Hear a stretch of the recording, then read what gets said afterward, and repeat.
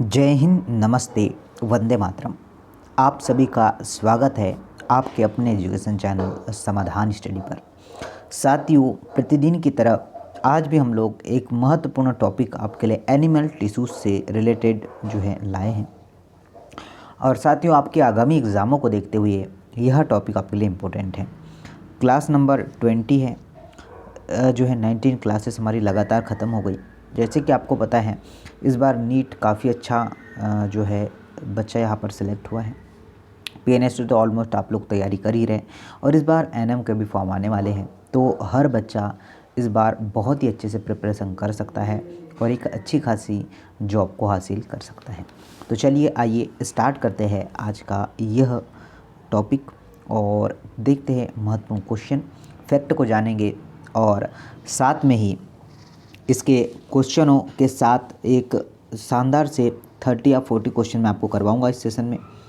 Share करना ताकि हर बच्चा इसे देख सके।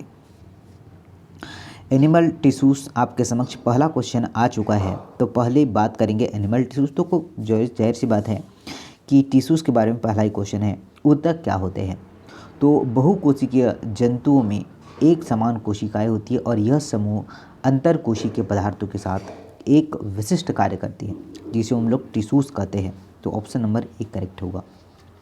ठीक है साथियों, क्या होगा नोट करना, ऑप्शन नंबर ए इसका करेक्ट आंसर है। और साथियों जो है इस सेशन को अधिक से अधिक बच्चों तक शेयर करिएगा। संरचना एवं कार्यों के आधार पर जंतु को कितने भागों में बांटा गया है। संरचना एवं कार्यों के आधार पर जंतुओं को कितने भागों में बांटा गया है। तो बात करें कितने उसकी संरचना और उसके कार्य, ठीक है, उसके अकॉर्डिंग इसे 4 भागों में बांटा गया है। कितने भागों में बांटा गया है? 4 भागों में बांटा गया है। अब नोट कर लीजिएगा। फर्स्ट की बात करें तो उपकला, सेकेंड की बात करें संयोजी, थर्ड की बात करें पेशी, ठीक है पेशी, और फोर्थ की बात करें तो तंत्रिका, नर्वस सिस्टम। ठीक है, ये सब कुछ जानेंगे, इनके सारे क्वेश्चन हम लोग करेंगे। आपके लिए आवश्यक है, काफ़ी इम्पोर्टेंट है, काफ़ी महत्व रखते हैं। इन सभी को डिटेल पूर्वक हम लोग जानेंगे आगे। देखिएगा, नेक्स्ट क्वेश्चन की बात करें, ऊतक में कोशिकाओं की संरचना किस आधार पर भिन्न होती है। ऊतक में कोशिकाओं की संरचना किस आधार पर भिन्न होती है।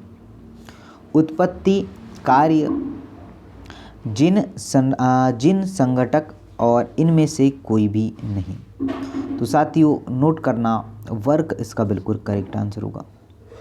क्या होगा साथियों? ऑप्शन नंबर बी इसका करेक्ट है। कोशिकाओं की संरचना उनके कार्यों के आधार पर अलग अलग होती है, इसलिए ऊतक भी क्या होते हैं? अलग अलग, डिफरेंट होते हैं। ओके, तो ऑप्शन नंबर क्या है? बी करेक्ट है।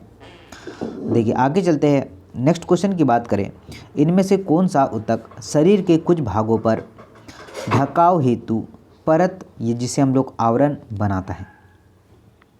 संयोजी, पेशी, उपकला या फिर तंत्रिका।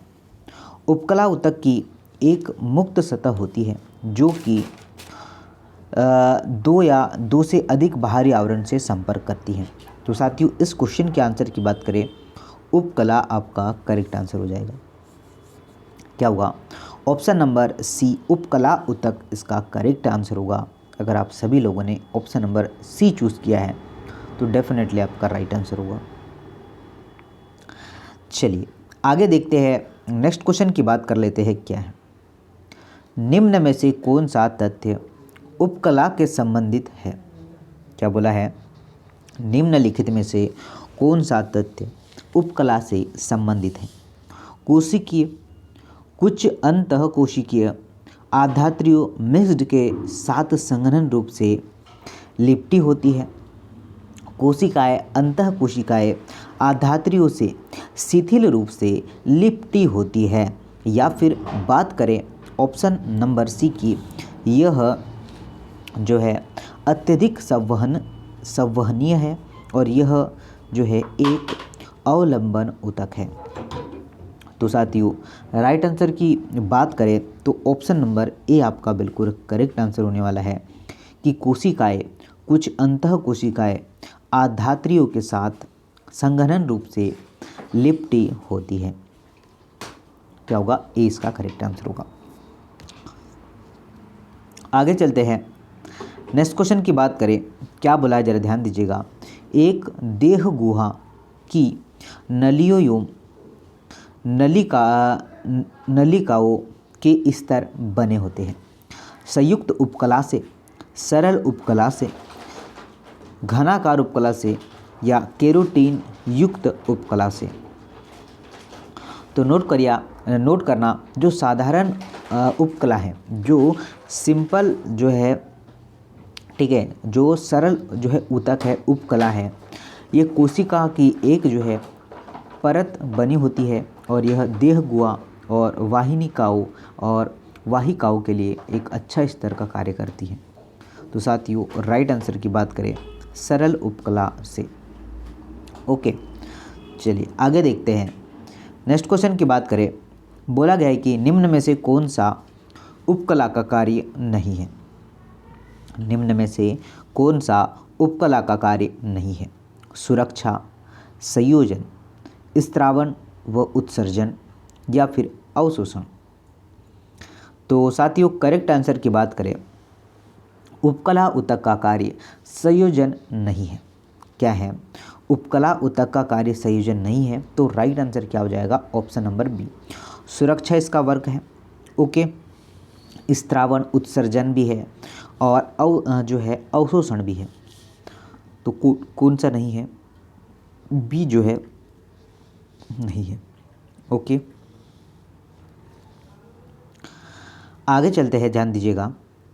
बोला गया है कि निम्न में से कौन सा तथ्य सल्की उपकलाओं के बारे में सही है। इनमें अनियमित सीमाओं के साथ चपटी कोशिकाओं की एक पतली परत होती है। यह स्त्रावण एवं अवशोषक सतह पर पाई जाती है। यह वृक्क की भित्ति पर कार्य करती है। यह अनेक कार्य करती है, जैसे प्रसार, सीमा बनाना, ठीक है, आदि। तो जो सल्की उपकला होती है, ठीक है साथियों, सही नहीं है बोला गया है, ये आपको ध्यान रखना है।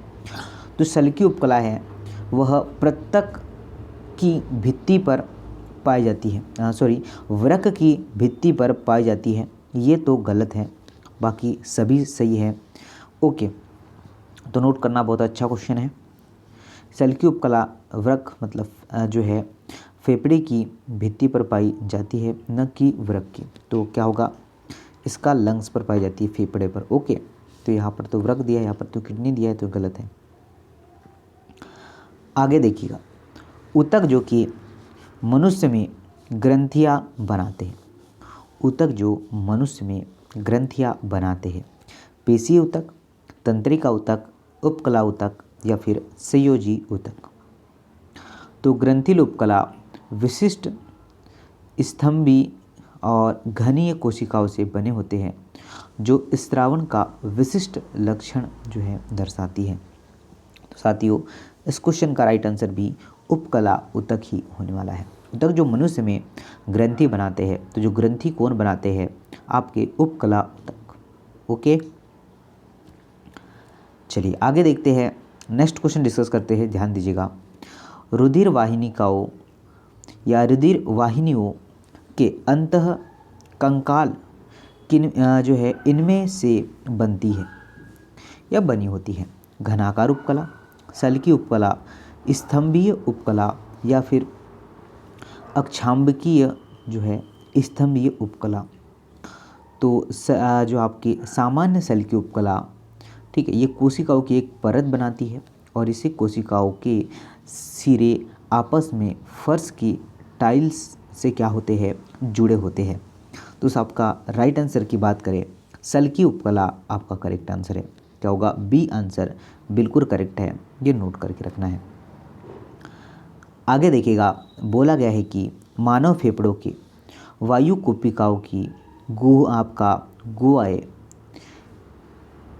स्तरित होती है। घनाकार उपकला, स्तंभीय उपकला या फिर आपका स्तरित घनाकार उपकला या सल्की उपकला।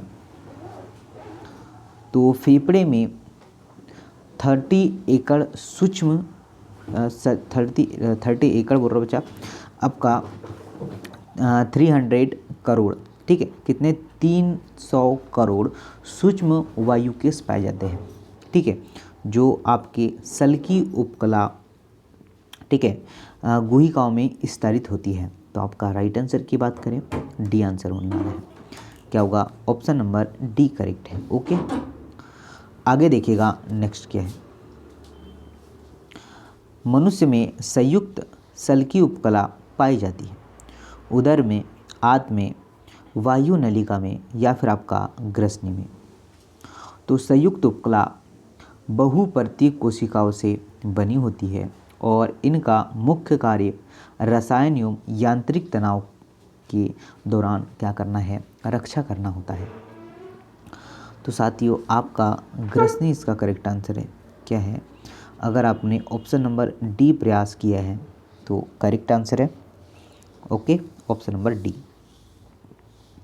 मनुष्य में स्तंभीय उपकला पाई जाती है, मनुष्य में स्तंभीय उपकला पाई जाती है। तो स्तंभीय उपकला लंबी एवं बेलनाकार होती है। कैसी होती है? ये तो लंबी और बेलनाकार होती है। ओके, तो साथियों नोट करना ऑप्शन नंबर ए उधर में। ओके, क्या होगा? ए आंसर बिल्कुल करेक्ट होगा। क्या होगा? ऑप्शन नंबर ए करेक्ट है। आगे चलते हैं। बोला गया है कि नासा मार्ग एवं श्वास नलिका में स्तरित उपकला है। नासा मार्ग एवं श्वास नलिका में स्तरित जो है ऊतक है। स्तंभीय रोमिल उपकला, घनी उपकला, तंत्रिका संवेदी उपकला या जनन उपकला। क्या आंसर हो सकता है? तो देखिए स्तंभीय रोमल उपकला इसका करेक्ट आंसर होने वाला है। क्या होगा? जो आपकी स्तरीय रोमल उपकला में जो स्तंभ होती है ये कोशिकाएं होती है। क्या होती है? सेल्स होते हैं। ओके, तो राइट आंसर क्या होगा? ये सारे के सारे एनसीईआरटी, सीबीएसई प्रीवियस ईयर ये सभी क्वेश्चन मिलाकर आपके लिए ये शानदार जो है पीडीएफ बनाया गया है। इसके लिए टेलीग्राम ग्रुप समाधान स्टडी को ज्वाइन कीजिएगा, ठीक है। कौन सा? समाधान स्टडी। चलिए आगे देखिए। निम्न में से किस प्रकार की उपकला पोषण में, उत्सर्जन एवं अवशोषण में सहायक है? तो स्तंभीय उपकला उदर और आंत्र के स्तरों में पाई जाती है, ठीक है। स्तंभीय उपकला जो होती है यह आपके उदर और आंत्र वाले भाग में पाई जाती है। कौन सी वाली? उदर वाले भाग में, और जो आंत, छोटी आंत बड़ी आंत वाले भाग में पाई जाती है। तो ऑप्शन नंबर डी करेक्ट है। चलिए आगे देखते हैं।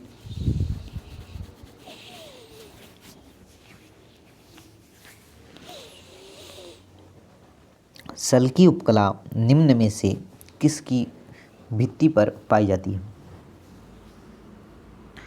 सल्की उपकला अवशोषित एवं उत्सर्जित सतहों पर पाई जाती है। फेफड़े की जो है वायु कोश की। तो क्या आंसर होगा? Option number A. ओके, आगे चलते हैं। ध्यान दीजिएगा। नेक्स्ट क्वेश्चन की बात करें। योनि, ग्रासनली योग, मूत्र मार्ग में निम्न में से किस प्रकार के ऊतक जो है पाए जाते हैं? स्तरित सल्की उपकला, सामान्य सल्की उपकला, पक्षाम्बीय उपकला या फिर जो है स्तंभीय उपकला। तो स्तरीय सल्की उपकला दो जो है अधिक चपटी कोशिकाओं से बनी होती है और इस प्रकार की उपकला जो है मुख्य गुहा, ग्रासनाल और जो है स्तनधारियों की योनि में स्रावित होती है। तो राइट आंसर क्या होगा? ऑप्शन नंबर ये होगा, ठीक है। क्या होगा?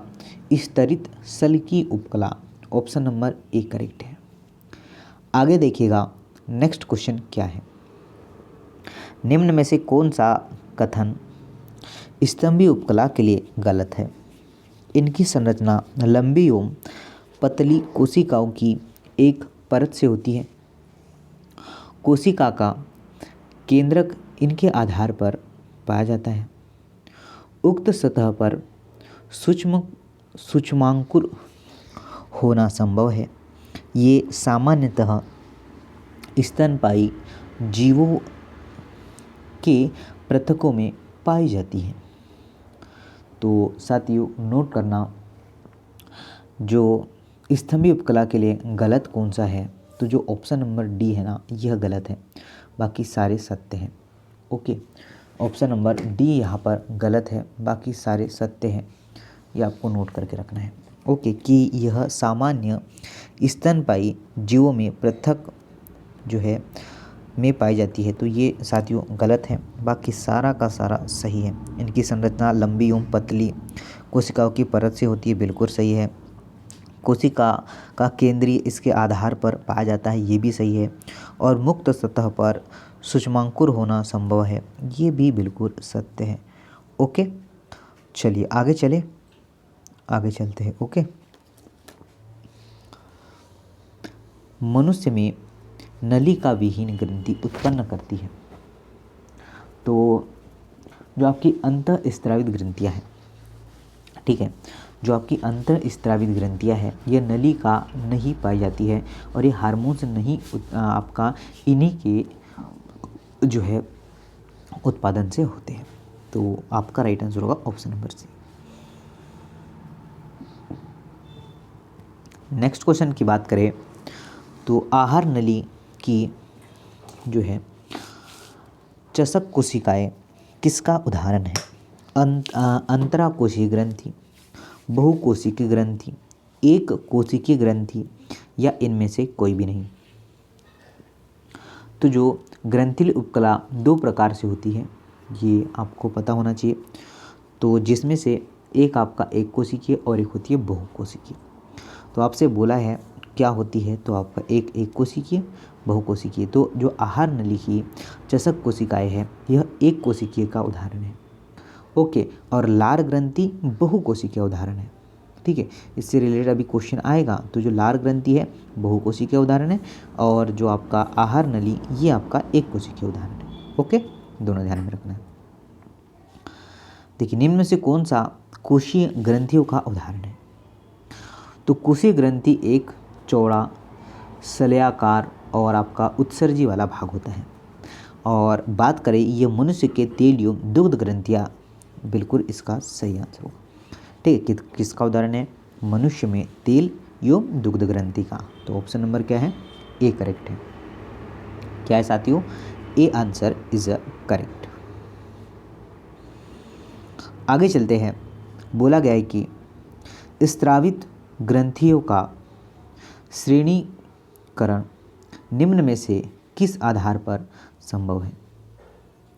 उनके स्रावित करने के तरीके पर, अणुओं को तोड़ने के तरीके पर, उत्पादों के पृथक्करण के तरीके पर, या फिर उपयुक्त में से कोई भी नहीं। तो जो ग्रंथियों के स्रावण के आधार पर ग्रंथियाँ दो भागों में होती है, एक तो स्रावी और एक आपका जो होती है बाह्य स्रावी। ठीक है, एक अंतःस्रावी और एक बाह्य स्रावी। तो क्या होगा? ऑप्शन नंबर आपका बी करेक्ट होगा। चलिए, सॉरी बी नहीं, ऑप्शन नंबर ए करेक्ट होगा। इनके स्रावण के स्रावित करने के तरीके की, एक तो बाह्य स्रावी और एक तो अंतःस्रावी। ओके, चलिए आगे देखते हैं। बोला गया है, देखिए नीट में क्वेश्चन आया था, अंतराल संधि का कार्य है नज़दीकी कोशिकाओं को जोड़े रखना। आयनों, सूक्ष्म अणुओं और कुछ दीर्घ अणुओं के जीव द्रव्य के संकुचन से समीपस्थ कोशिकाओं के संबंध बनाना, दो कोशिकाओं को अलग करना, या योम जो है डी का है ऊतक के आर पार तत्वों के रिसाव को रोकना। तो करेक्ट आंसर की बात करें तो अंतराल संधि जो आपकी संधि है, ठीक है, उसका कार्य क्या है?